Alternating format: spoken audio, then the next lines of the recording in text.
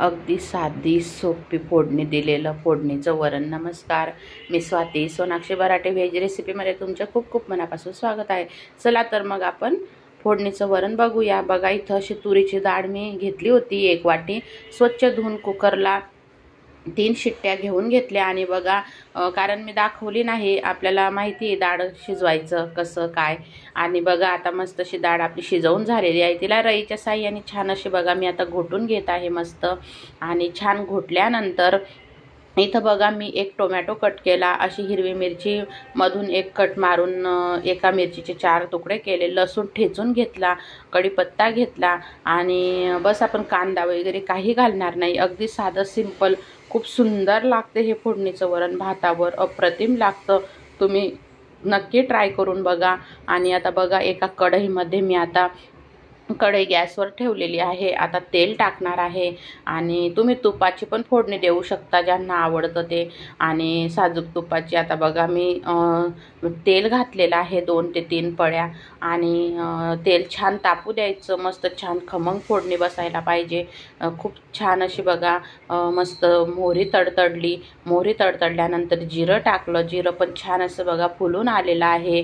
त्यानंतर आपल्याला आता याच्यामध्ये आपण जो ठेचून घेतलेला लसूण होता, मस्त जाड बारीक ठेचून घ्यायचा लसूण. खूप छान चव येते ह्या वरणाला. आणि मस्त आता लसूण टाकून घेतला. लसूण पण छान असा बघा परतल्यानंतर आता थोडासा हिंग घातलेला आहे.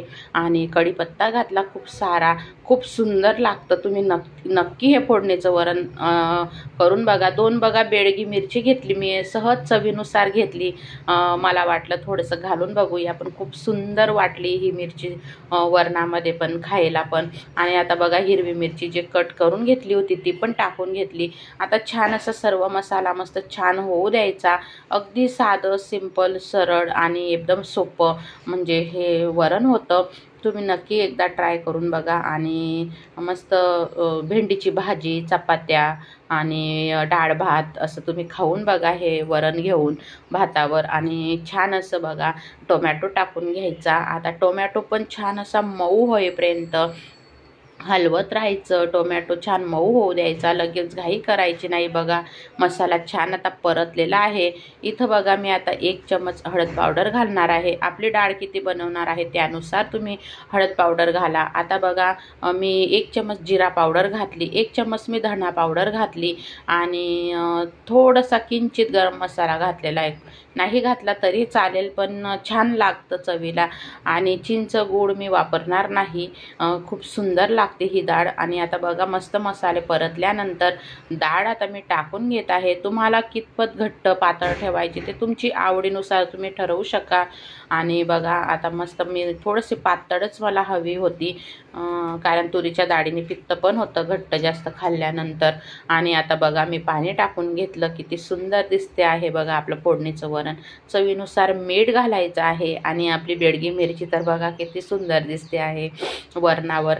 आणि मीठ घातल्यानंतर छान असं बघा आता मस्त आपल्या वरणाला किती छान असा कलर पण आलेला आहे.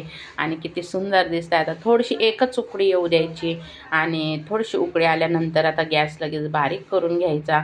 खूप जास्त उकळू द्यायचं नाही. मस्त बघा आता कोथिंबीर घातली हिरवीगार.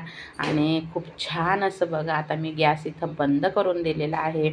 आणि आपलं वरण तयार झालेलं आहे.